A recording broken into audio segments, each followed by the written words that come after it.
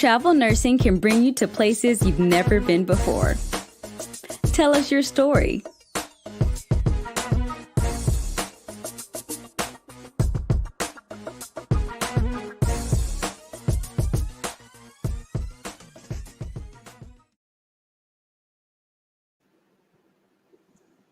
Hi, it's Rita at the Travel Nurse channel. I left my glasses somewhere, probably in the car, so I have readers. But how are you? It's Wednesday, not Tuesday, and I have to give you big apologies. So normally we broadcast on Tuesday between 10 and 11 a.m. Pacific Standard Time, and I missed an email. Okay, so darn it, you know, with multiple emails and lots of spam and different things and so forth and life, I missed an email by my connection to the new book, ER Nurses, True Stories from America's Greatest Unsung Heroes by James Madison and Matt Eversman. And so I goofed on setting up the time and making that connection. And I thought they would be here with us today. And I goofed because I didn't send my response. And they're busy people. And so I believe it'll be next week, but stay tuned. I will get that information to you ASAP, but I believe it'll be next week. So today is the 4th of November, the 3rd of November. So in another week or 8 days, either next Tuesday or Wednesday, please stay tuned because I'm so excited to have such remarkable guest to talk about that book, So what I thought I'd do today, Matt Eversman and James Patterson, I can't even tell you how excited I am that they will be talking to us. But they wrote, and it just came out in October, a few days ago, right? This last month, ER Nurses, True Stories from, what is it? True Stories. I'm in the middle of reading it, actually. I'm almost done. Let's see. ER Nurses, True Stories from America's Unsung Heroes. And it's many vignettes and direct stories from nurses, primarily ER nurses, but also nurses that are either in the ER now, were in the ER at some point, were trauma nurses, were critical care nurses, had multiple careers, but it's like their little highlighted stories. And I'll read one or two of them to you today. But first, let me tell you about these special guests that we will be chatting with next week. I apologize about the glasses. They're very, probably my cheapest glasses. But let me tell you a little bit about, of course you know James Patterson. I remember actually in the last several weeks, my mother had passed on a book that he co-authored with Bill Clinton. He co-authored a couple of books with Bill Clinton. The one she had given me was The President is Missing. And that's a novel that he co-authored with our previous president, Bill Clinton. And I read that. It was great. And there's another one which I haven't read, which is on my list of things to read. It's The President's Daughter, a thriller. So those two novels were co-authored by James Patterson and Bill Clinton. But James Patterson, he's so prolific. He has written, he is an author and he is a philanthropist. So he just does so much good. And I can't wait to say thank you and tell him how big a fan both my mom and I are, and you know, millions of other people. I'm sure some of his books have been made into movies. I won't list them because I don't know exactly. Pretty sure Along Came a Spider, some of those, the Alex Cross series, but he's written more than 200 books. So I can't talk about all of them, but I'm super excited about the ER Nurses book that just came out. And the other author, oh my goodness, James Patterson himself says it's probably one of the most important books he's written. And he wrote it together with Matt Eversman, and then he collaborated with him again on Ear Nurses. But the book they wrote together is called Walk in My Combat Boots, because Matt Eversman was a first sergeant.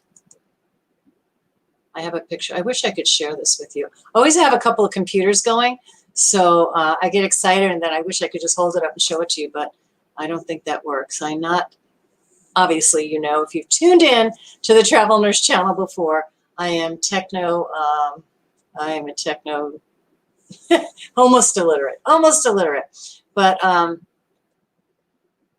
yeah, he is a veteran. Thank you, Matt. And he is an author, and he is still very committed to troops. And that's part of what's in his writings. So Walk in My Combat Boots.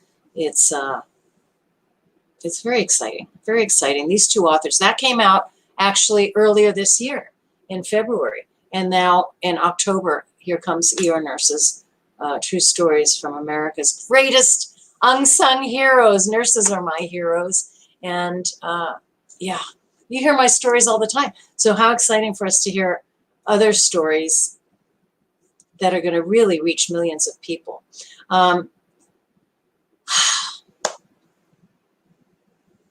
So there are projects that James Patterson does. I believe he even has some children's books.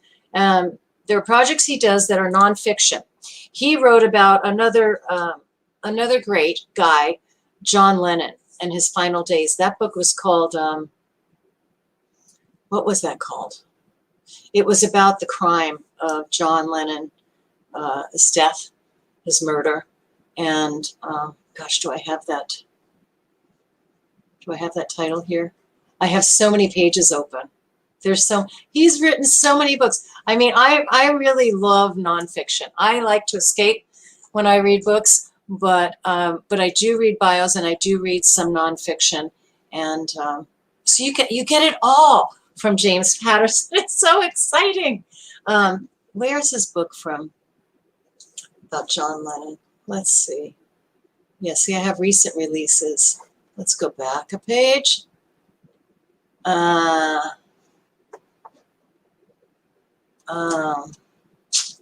it. He's received all kinds of awards. Oh, look, when I held up my hand, I just saw that scar. I was on crutches for quite a while. I still have a bum hip, and we'll talk about that another time, because I am going to miss some broadcasts. Maybe I can get somebody to do it for me, because I just did some pre-op. The Monday after Thanksgiving, I am getting a whole new hip.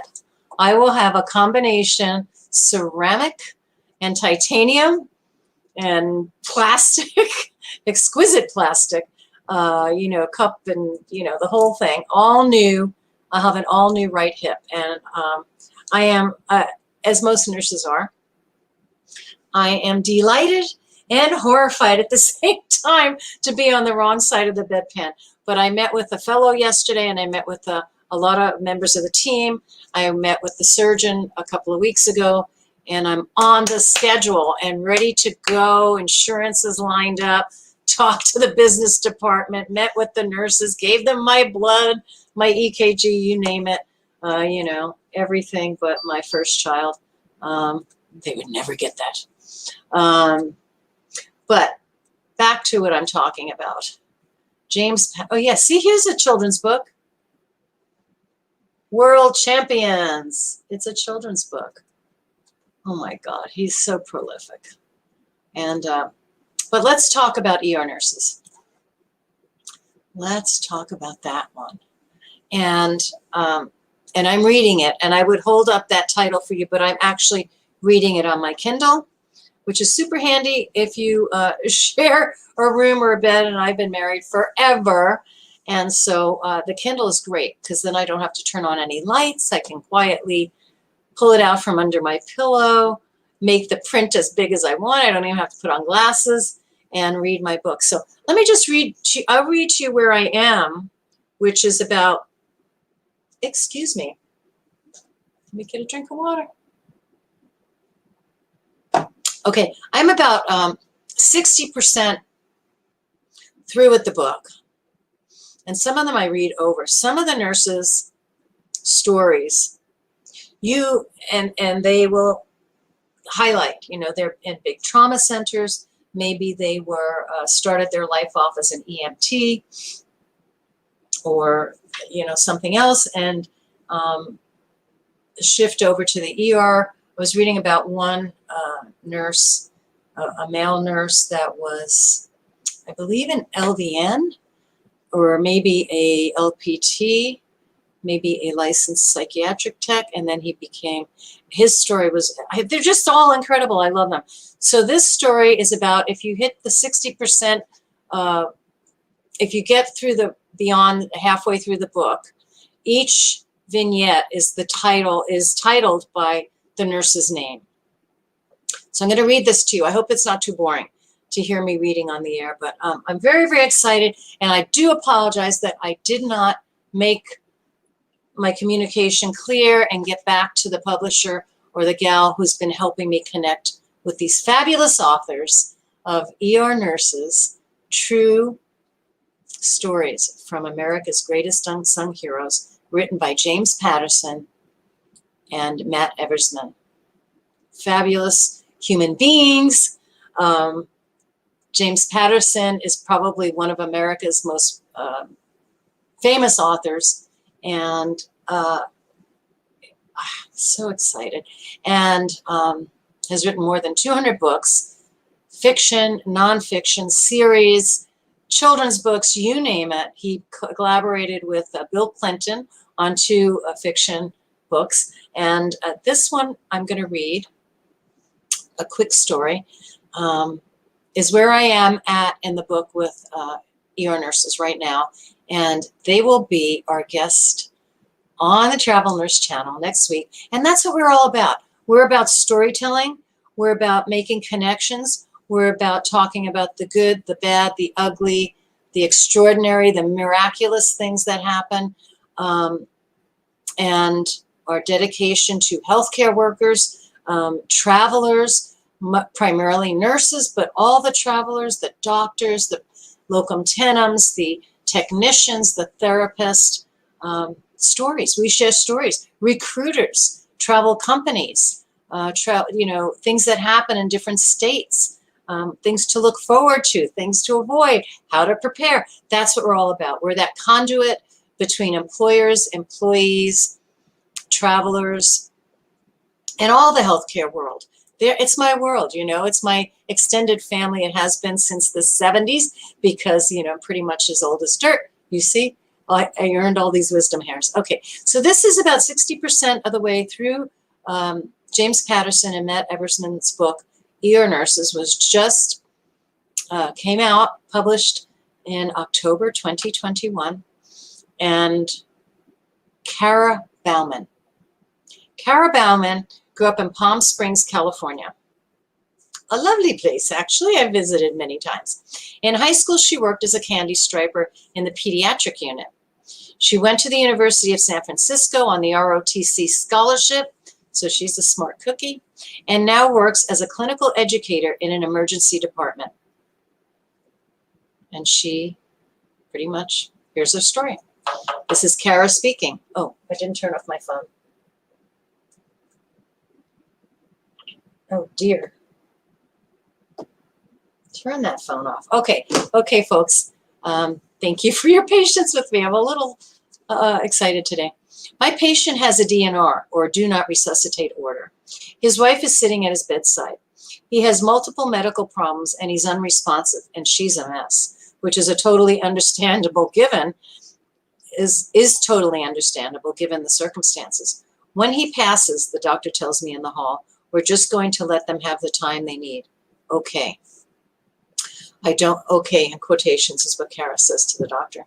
I don't want to leave this grieving woman alone. I go inside the room and stand next to her, watching the monitor. A healthy heart keeps blood flowing through the body. Her husband has a dangerous irregular heartbeat, or an arrhythmia, that affects the heart's ventricles. His heart goes into what's called ventricular fibrillation. In VFib, the cardiac electrical system sends out the wrong signals, and the heart can't pump blood because the ventricles are quivering or fibrillating. It's not treated with medications, CPR. If it's not treated with medications, electrical shock, CPR, VFib usually leads to cardiac arrest and death. But, excuse me, I dropped something. Okay, but this patient, he has a DNR because of all his other medical issues, so we can't intervene. This is the end of the end. I tense slightly. The woman senses it and says, "What's going on?" He's in his final moments. Please feel free to be with him. She's crying, holding his hand. I place my hands on the woman's shoulder and just try to be her emotional support. Her husband sneezes. Oh my God. I watch what happens next on the monitor, and then I rush to call the doctor. Our patient was in VFib, I tell him. He converted out of it by himself. What? The doctor says. He sneezed and reset his heart. That can't happen. Well, it did, says Kara. He's starting to wake up. The doctor comes into the room. He can't believe what he's seeing. The wife is overjoyed. It's a miracle. I knew it would happen if I prayed. The man should not have lived. I have no medical explanation as to why he didn't die then, but I know I witnessed an amazing miracle. That's when I realized that it's God, not me, who decides who dies and who lives. So that's Kara Bauman. And there are many, many stories like that. Some of them a little bit more gory, some of them even a little more astonishing, and many, many, many of them are heart-wrenching. You know, they don't all have that incredible outcome. And of course, we don't know how long he lived. When he sneezed, it's a bearing down motion. He kind of shocked his heart back into a rhythm, so amazingly, but we don't know how long he survived after that. But what a gift. You know, I would take any moment for the people in my life that I lost. I would take a minute, a moment. I would want, I would want months and years, but the stories are incredible, and how they were captured by these authors. And I can't wait to ask them what led to this collaboration and this particular book. I don't know why my phone is so noisy. I'm going to turn it off altogether. When you hear that funny knocking, it means messages are coming in. So I hope that our broadcast is coming through loud and clear. Oh, I need to open it up to anyone who wants to comment, who wants to, has a question. Let me say again, today is Wednesday, the 3rd of November, and we're on Pacific Standard Time. It's a little after 10. And normally we're here on Tuesday between 10 and 11 Pacific Standard Time, but I rearranged the schedule, my bad, and I plan to have the authors of ER Nurses, True Stories by America's Greatest Unsung Heroes by James Patterson and Matt Eversman. And I goofed in my email communications with somebody from their publishing was making this connection happen, and I goofed in the times, and I thought it would be today. It'll probably be next Tuesday or Wednesday. Stay tuned. I'll make a note of it on Facebook, or I'll broadcast again so you know when to expect that, those guests that I'm so excited about. So I thought today I would just share some of the stories. I'll share another one or two with you. But first, let me tell you a little bit about James Patterson. Let's see. I have so many pages open here. Oh, my goodness. And I'll tell you a little bit about Mark Eversman as well, another extraordinary guy. So they collaborated on 2 books. So James Patterson. Oh, this is the one. Yeah, this is the one that I came on a page where he collaborated with Bill Clinton, and they wrote two nonfiction books. The President is Missing, which my mom shared with me recently. I really enjoyed that. It's a big thumbs up. And The President is Missing is a political thriller by former U.S. President Bill Clinton and novelist James Patterson, published in 2018. It was Bill Clinton's first novel. Oh, I guess so. The other book, The President's Daughter, is even more recent, and they collaborate on that one too. And that came out this year. Okay, so that's 1, 2. Oh my goodness. Let's see. James Patterson. It's about my age. He was born in Newburgh, New York. I was born in Brooklyn, New York. He is married. He has a son, and he's an Edgar Award winner for best first novel. He's just incredible. He probably writes as much as I talk. You know, he's just unbelievable. He's got a book called Middle School. He's got movies and TV shows that his books were made into. He's a great, great American author and a philanthropist. He did I read most of these, the Alex Cross books, Michael Benet, Women's Murder Club, Maximum Ride, Daniel X, NYPD Red, Witch and the Wizard. Oh my gosh. He has so many thrillers, many romance novels, his nonfiction works, and he will be here next week on the Travel Nurse channel. So excited. And here's one. It's got a funny cover. Let's see. It's called I Funniest. Totally. Let's see if I can open this page. Anyway, I think that's one of the kids' books. A middle school story, I Funny. Yeah, that's the one. That's middle school. Anyway, so let me tell you a little bit about Matt. Matt, let's see. I think he was a first sergeant. I read that somewhere. He's no stranger to war or war stories. Let's see. If I go back one, I can get more info. First Sergeant Matt. Yeah. First Sergeant Matt Eversman.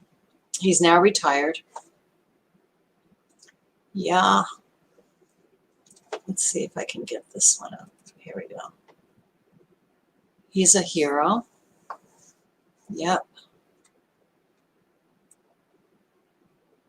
A true American hero, First Sergeant Matt Eversman illustrates the importance of duty, courage, and selfless service to succeed when ordinary circumstances become extraordinary challenges. It does sound like, you know, a nurse's life too, without the guns and, you know, that piece.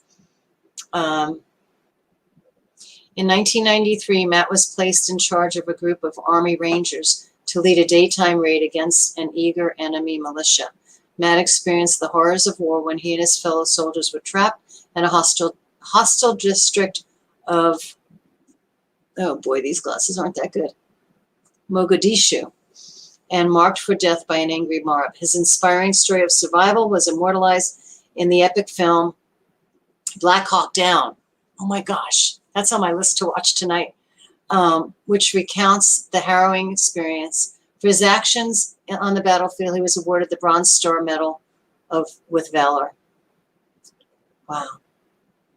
He returned from Somalia, committed to teaching the next generation of warriors. During his remaining time in uniform, he worked at the Army War College, taught by the Johns Hopkins University, and finally deployed to Iraq, where he lived with the Iraqi army for 15 months during the surge. He remained on active duty until May of 2008, when he retired after 20 years of service. Unambiguously humble, gracious, warm, his powerful story and straightforward insights on instilling these values stay with business leaders long after the applause has ended. His experience in healthcare, nonprofit, and data management industries have solidified his passion to prepare average people to tackle incredible things. Oh my goodness. You know, when we speak to them next week and they speak to us, it won't be enough. So I'm telling you guys ahead of time, I should send another email to my connection to these guys, that maybe when they have time again in the future, we can meet again. And because there's too many stories. There's too many stories. That's why the Travel Nurse channel is here. There's so many stories, and you know, we want to share them. So tune in. I believe the comment line is open. And oh boy, Rita. I guess after the hip is done, I'll have to see about maybe getting some laser surgery on my eyes. Nah. I'm so used to glasses. Glasses have been part of my life and my face since I was a kid. So I should have done the, I was impatient with the contacts, so I never got them. Yeah, okay, so the comment line is open. I'm not hearing from anybody, and I'm kind of starving.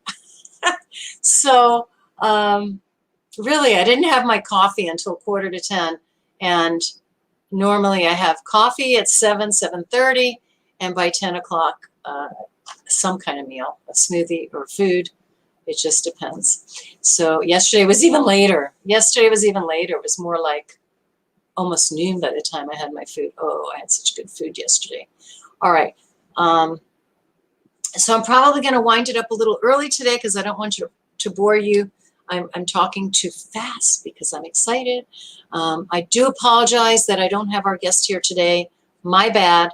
I did not communicate in time or clearly about the schedule. So we're moved to next week. I'm just waiting to hear back whether it'll be Tuesday or Wednesday or a different day.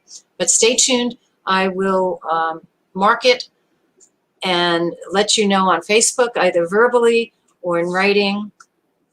But please, please tune into the Travel Nurse channel. We are here for you, those who travel, those who are in healthcare, and anybody that's interested in the world that we kind of live in. Healthcare and nursing have been a part of my life. Well, I dreamt about it when I was very little, when I started to read at God knows what age, 3, 4, 5. And although I love being read to, and I still like that. So maybe I'll read one more vignette from ER Nurses, True Stories from America's Greatest Unsung Heroes by James Patterson and Matt Eversman. But they will be with us next week, God willing. And did I run out of power here? Yeah. Let me read something else. Let me just flip back. Where am I? Well, I'm marked. So let me just flip back and read another one.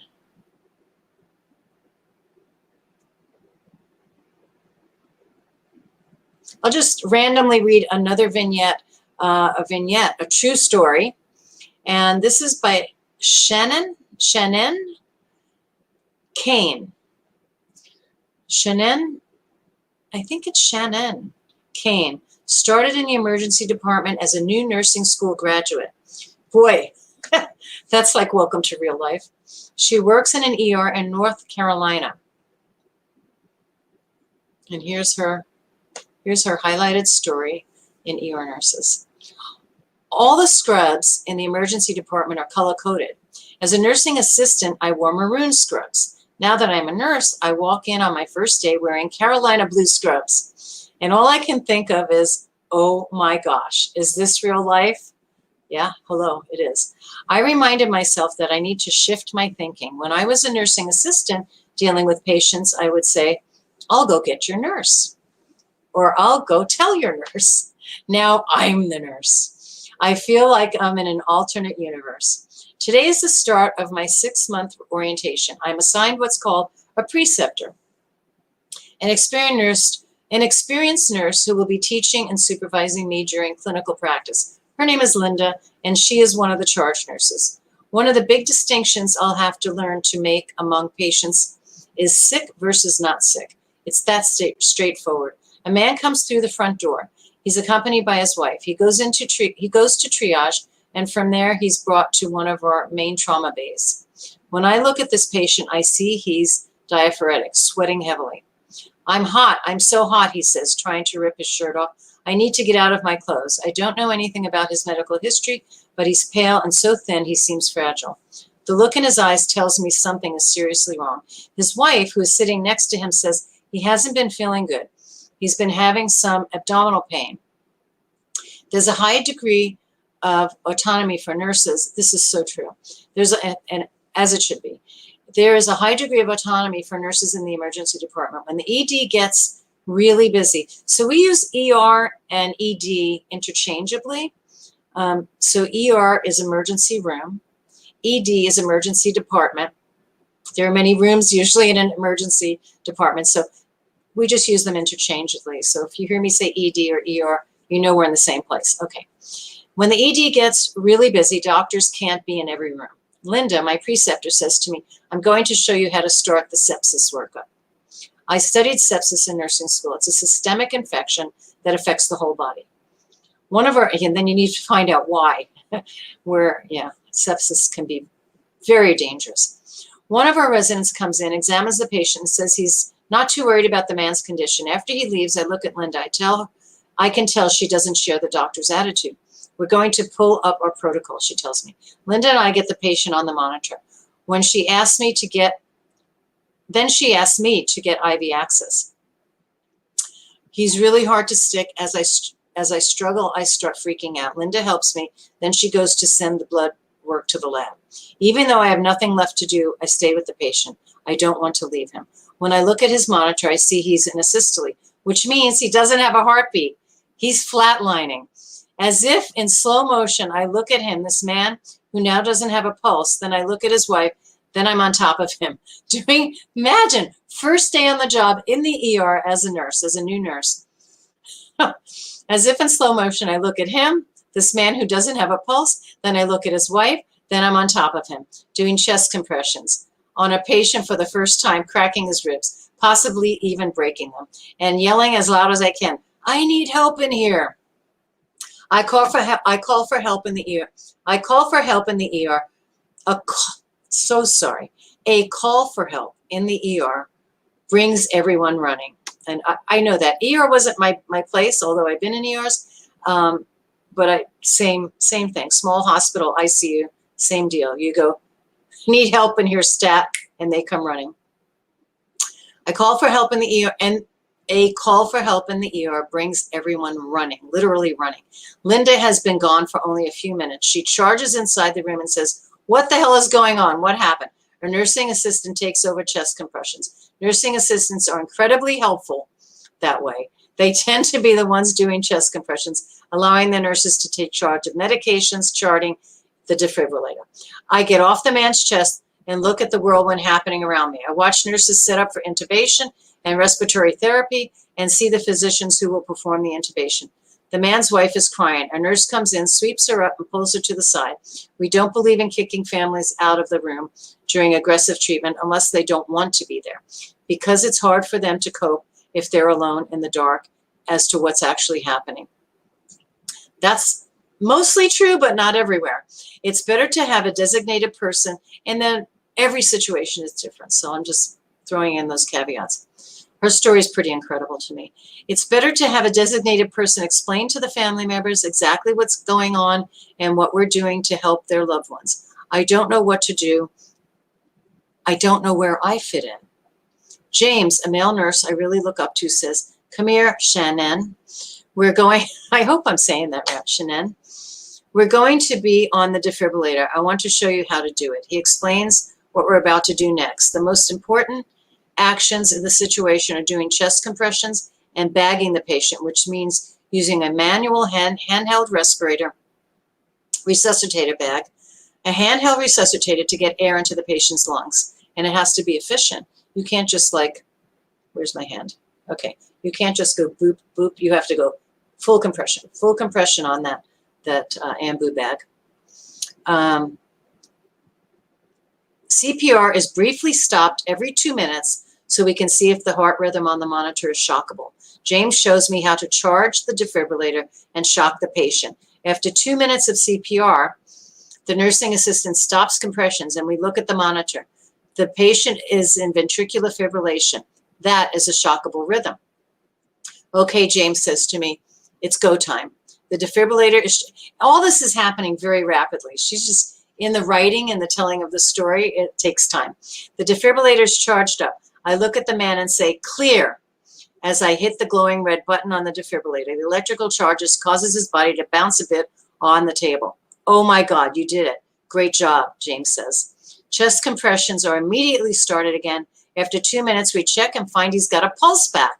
Shortly thereafter, he's transferred to the ICU. I stand there reviewing everything that's just happened while wondering if the patient is going to be okay.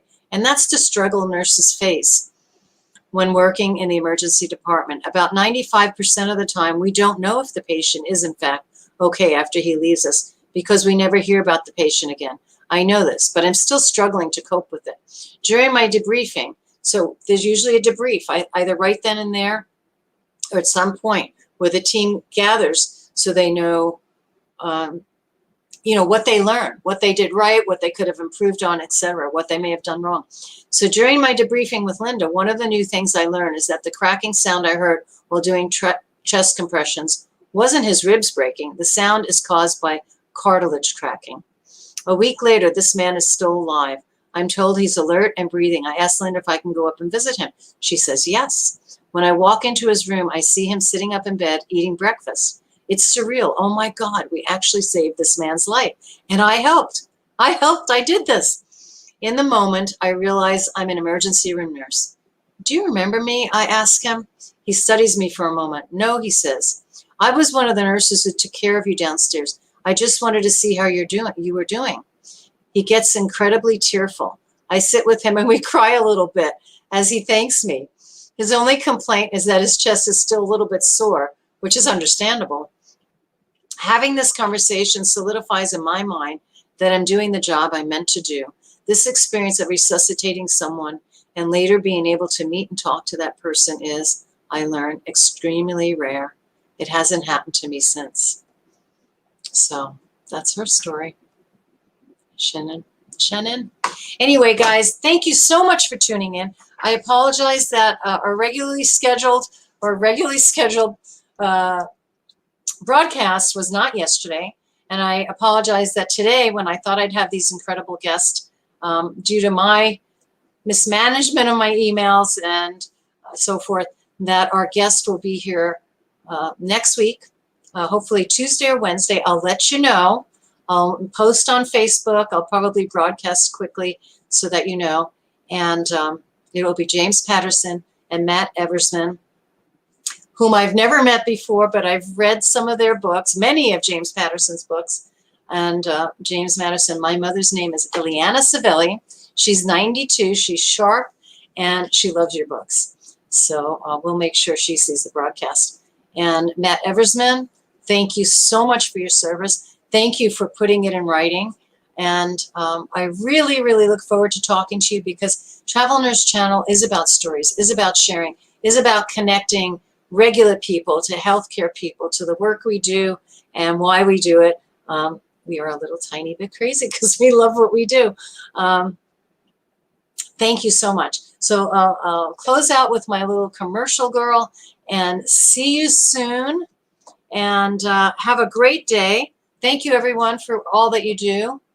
And if anybody is interested in coming on the broadcast, we have plenty of room. You can get lots of little boxes going up there and have that conversation. Thank you. And here we go. Let's get our girl up. Thank you. See you soon. Travel nursing can bring you to places you've never been before. Tell us your story.